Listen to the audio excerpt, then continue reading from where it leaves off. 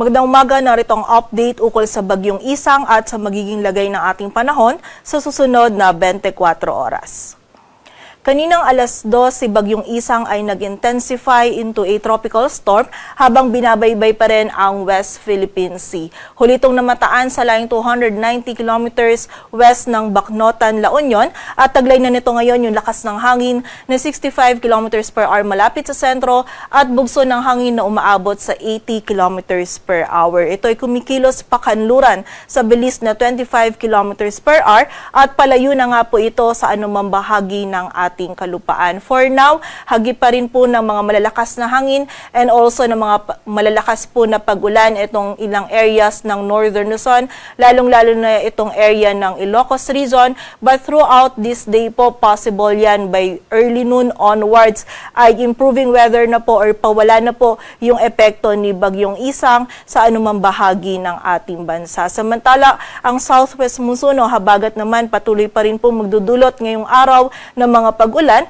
lalong-lalo na dito sa may western section ng Central at Southern Luzon, maging sa western section ng Visayas. So, doble ingat pa rin po sa mga kababayan natin sa banta pa rin ng mga pagbaha at pagguho ng lupa. Samantala, yung isa naman pong low pressure area na minomonitor natin sa labas ng ating area of responsibility ay huling namataan sa layo 985 kilometers silangan ng northeastern Mindanao. Mababa po yung tsansa nito na maging bagyo within the next 24 hours. Ngunit yung trough or extension nito for today or ngayong araw ay magdudulot po ng mga pag-ulan dito sa may easternmost section ng Visayas at Mindanao. And throughout this day po, posibleng mas malaking area pa ng Eastern Visayas at netong eastern section ng Mindanao yung makaranas po ng mga pag-ulan na dulot ng trough netong LPA na ito. And also, nakita po natin na posible din itong pumasok ng ating area of responsibility within the next 24 to 48 hours. So, continuous monitoring po tayo and patuloy na magantabay sa updates na ipapalabas ng Pag-asa. At para nga dito sa ating latest forecast track analysis ni Bagyong Isang, patuloy nga po itong papalayo na sa anumang bahagi ng ating bansa and ina-expect po natin na by this morning ay lalabas na ito ng ating area of responsibility. Muli po, for now, meron pa rin malalakas na hangin and also na malalakas na mga pag-ulan na mararanasan sa ilang areas ng Northern Luzon. But throughout this day po, possible po yan na early noon onwards ay mawawala na po yung epekto ni Bagyong Isang sa anumang bahagi ng ating bansa.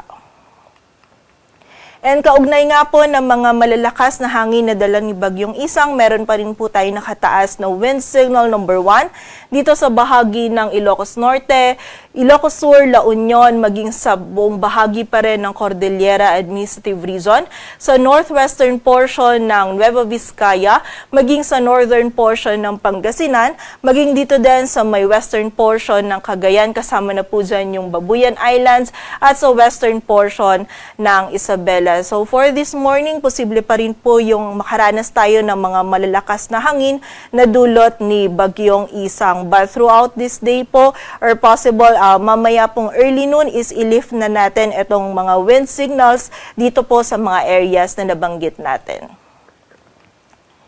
At sa kasalukuyan po, wala nang idudulot ng mga malalakas na pag-ulan itong si Bagyong Isang sa anumang bahagi ng ating bansa.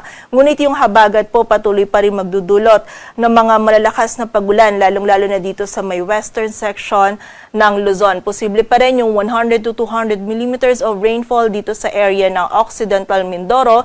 Samantala, posible naman yung 50 to 100 millimeters of rainfall ngayong araw dito sa Palawan, maging sa Oriental Mindoro, sa Cavite, Batangas, maging sa bahagi din ng Zambales at Bataan. So, doble ingat pa rin po para sa ating mga kababayan sa banta ng mga pagbaha at pagguho ng lupa. E nakita naman po natin bukas, etong habagat patuloy pa rin po magdudulot ng mga pag-ulan mostly dito sa may western section ng Southern Luzon. Ngunit medyo mababawasan na po yung mga pag-ulan nito kumpara po dun sa mga pag-ulan na naranasan natin nitong mga nakaraang araw.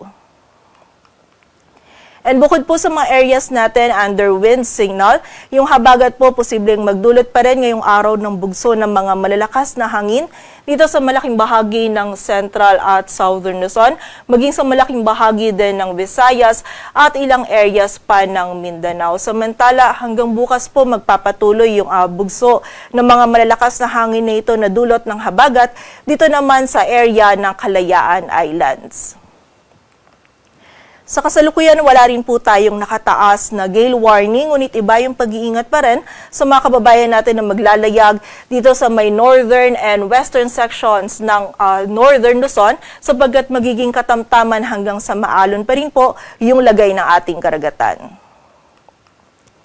At para nga sa maging lagay ng panahon ngayong araw ng Sabado, makakaranas pa rin po tayo ngayong umaga ng mga malalakas na hangin and also ng bugso po or ng mga pag-ulan dito sa bahagi ng Ilocos Region. Samantala, for the area naman ng Cordillera Administrative Region, magiging makulimlim pa rin po yung panahon dulot ni Bagyong Isang. But muli po, expect natin by early noon onwards or throughout this day is improving weather na po tayo dito sa mga areas na to or wala na po magiging epekto si Bagyong Isang pagsapit po ng tanghali onwards. And then meron na lamang po tayong mararanasan ng mga isolated na mga pag-ulan dulot po ng mga localized thunderstorms.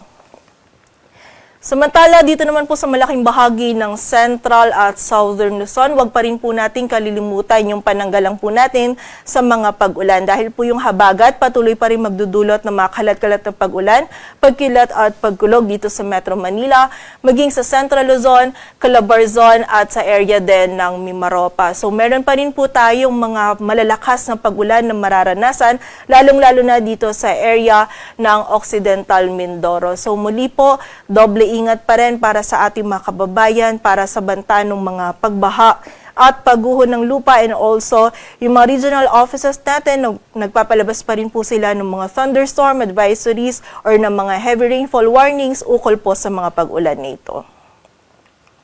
Samantala, for the rest of Luzon naman, ay magiging bahagyang maulap hanggang sa maulap yung kalangitan or improving weather na po yung ating mararanasan. Liban na lamang yan sa mga tsansa pa rin ng mga isolated o yung mga biglaang pag-ulan, pagkilat at pagkulog dulot ng habagat at ng mga localized thunderstorms. Agwat po ng temperatura dito sa Metro Manila ay mula 24 to 29 degrees Celsius. Samantala, dito naman sa bahagi ng Palawan, maging sa area ng Western Visayas, magiging makulimlim pa rin po yung panahon. Mataas pa rin yung tsansa ng mga pag-ulan, pagkilat at pagkulog dulot po ito ng habagat. Samantala, dito naman sa may silangang bahagi ng Visayas at Mindanao, partikular na yan dito sa Eastern Samar, Dinagat Island, Surigao del Norte, Surigao del Sur at Davao Oriental, ay mataas din po yung tsansa ng mga pag-ulan, pagkilat at pagkulog dulot naman po ng trough ng low pressure area. Samantala, for the rest naman ng Visayas at Mindanao, meron tayong mga isolated na mga pag-ulan pa rin na mararanasan, dulot naman po ito ng habagat. So muli po, pag-iingat pa rin para sa ating mga kababayan sa banta ng mga pagbaha at pagguho ng lupa. Agwat ng temperatura sa Cebu ay mula 25 to 31 degrees Celsius at sa Davao naman ay 24 to 32 degrees Celsius. Patuloy po tayo magantabay sa updates na ipapalabas ng Pag-asa. Para sa mas kumpletong impormasyon, bisitahin ang aming website, pag-asa.dost.gov.ph. At para naman sa mga heavy rainfall warnings, maging sa mga thunderstorm or rainfall advisories na pinapalabas ng ating mga regional offices, bisitahin lamang yung aming website, panahon.gov.ph. At yan po muna ang latest dito sa Weather Forecasting Center ng Pag-asa. Grace Castañeda, magandang umaga po.